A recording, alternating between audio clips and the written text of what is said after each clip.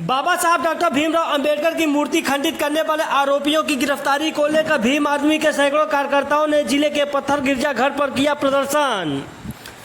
बता दें कि प्रयागराज जिले के करछना तहसील क्षेत्र अंतर्गत मेड़ा ग्राम सभा में भारतीय संविधान निर्माता शिल्पी भारत रत्न बाबा साहब डॉक्टर भीमराव अंबेडकर की प्रतिमा को साल भर पूर्व में विधि विधान के साथ हर्षोल्लास के साथ स्थापित किया गया था, लेकिन बीते माह में अराजक तत्वों द्वारा बाबा साहब डॉक्टर भीमराव अंबेडकर की प्रतिमा को तोड़कर नष्ट कर दिया गया। जिसकी सूचना फैली तो भीम आर्मी के सैकड़ों कार्यकर्ता व कई पार्टी के नेताओं ने मौके पर पहुंचकर आरोपियों की गिरफ्तारी को लेकर हंगामा करने लगे। सूचना होने पर एसपी अजीत कुमार चौहान, उप जिलाधिकारी करछना राजेश श्रीवास्तव ने भारी पुलिस फोर्स के साथ मौके पर पहुंचे, जहां आक्रोशित लोगों को समझा बुझाकर शांत कराया। जिसके बाद दोपहर तक पुनः बाबा साहब डॉक्टर भीमराव अंबेडकर की दूसरी मूर्ति को शहर से मंगाकर स्थापित किया गया। वहीं उपस्थित आला अधिकारियों ने प्रतिमा को नष्ट करने वाले नामजद आरोपियों की गिरफ्तारी करने के लिए 3 दिनों के लिए मोहलत मांगा था, लेकिन कई दिन बीत जाने के बाद भी इलाकाई पुलिस आरोपियों की गिरफ्तारी नहीं कर सकी, जिससे आक्रोशित भीम आर्मी के सैकड़ों कार्यकर्ताओं ने सप्ताह भर बाद पुनः करछना थाना व तहसील स्तर पर पहुंचकर घेराव करते हुए आरोपियों की गिरफ्तारी को लेकर जमकर नारेबाजी किया। वहीं मौके पर पहुंचे उप जिलाधिकारी राजेश श्रीवास्तव ने आक्रोशित लोगों को समझा बुझाकर एक बार फिर आरोपियों की गिरफ्तारी करने के लिए 5 दिनों के लिए मोहलत मांगा, लेकिन दूसरी बार मोहलत दिए जाने के बावजूद भी माह भर बीत गया, लेकिन अभी तक आरोपियों की गिरफ्तारी नहीं हो सकी, जिससे आक्रोशित भीम आर्मी के कार्यकर्ताओं ने आज बड़ी तादाद में शहर के पत्थर गिरजा धरना स्थल पर पहुंचकर जमकर प्रदर्शन किया है। आज हमें उनका साथ देना चाहिए, लेकिन आने वाले समय में कोई चंद्रशेखर आजाद पैदा नहीं होगा अगर हम लोग साथ नहीं दिए। तो कोई पैदा होगा क्या? नहीं। आज मैं संघर्ष कर रहा हूँ, अगर तुम लोग साथ नहीं तो दोबारा मैं आऊंगा तुम्हारे बीच में, आऊंगा दोबारा। तो साथ मैं कर रहा हूँ, सिर्फ साथ मांग रहा। न तो मैं वोट मांगने आया, न तो पैसा मांगने आया। हाँ, न तो वोट न तो नोट। वो जब समय आएगा ना, इतना तुम्हें जागरूक कर देंगे हम लोग ना, तुम लोग जब पोलिंग बूथ पर जाओगे तो खुद ही जानते रहोगे किसको वोट देना। इतना जागरूक हो जाओगे, हमें बताना नहीं पड़ेगा कि फलाने को वोट दें।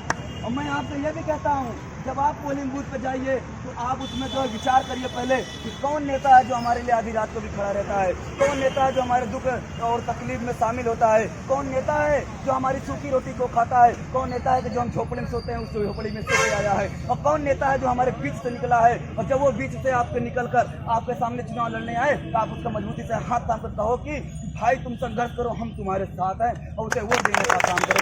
तब जाकर जो है ना हमारी ये सामाजिक परियोजना है, तब जाकर आज हम लोग यहाँ पर आ पाए हैं, तो लड़ना तो पड़ेगा। तो ये है कि ये कहो कि चमत्कार हो जाए रात को, सुबह जो है सारे हकाधिकार मिल जाए, तो ऐसा तो होगा नहीं, क्योंकि ये संघर्ष है। कुर्बानी देनी पड़ेगी, कुर्बानी देनी पड़ेगी।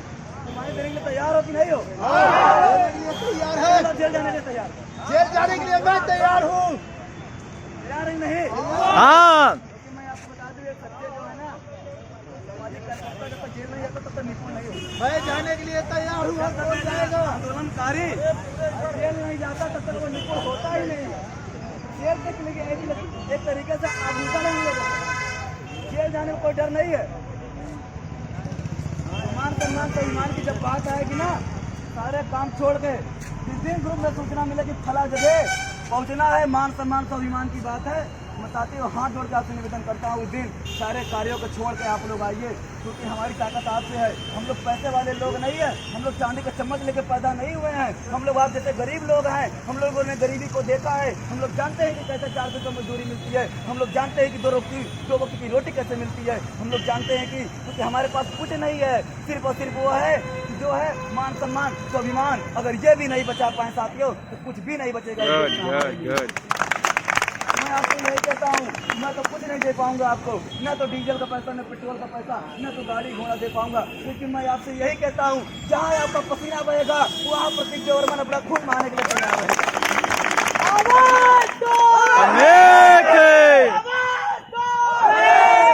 और मैं आपको बता दूं, हक अधिकार मान सम्मान स्वाभिमान की लड़ाई में जो पहली लाठी चलेगी वो प्रतीक देवरमन खाने के लिए तैयार है। जब तक जिंदा है किसी भी साथी पे कोई भी आँच आने नहीं दूंगा। आपका भाई ये जिंदा है पूरे देश में सहारने के लिए।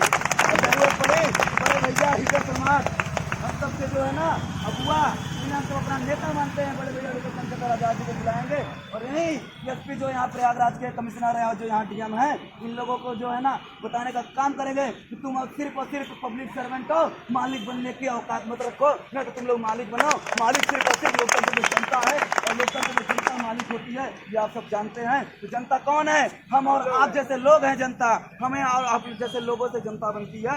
मैं साथियों अपने ताकत को पहचानिए, क्योंकि हमारे देश में डेमोक्रेसी है जो जनता के द्वारा, जनता से और जनता के लिए ही है, तो जनता ही है। और जिस दिन हम लोग हजारों लाखों की भीड़ लेकर रोड पर उतरेंगे, मैं आपसे कह रहा हूँ कोई भी जो है आला अधिकारी किसी भी ऑफिस में चैन से सोने नहीं पाएगा।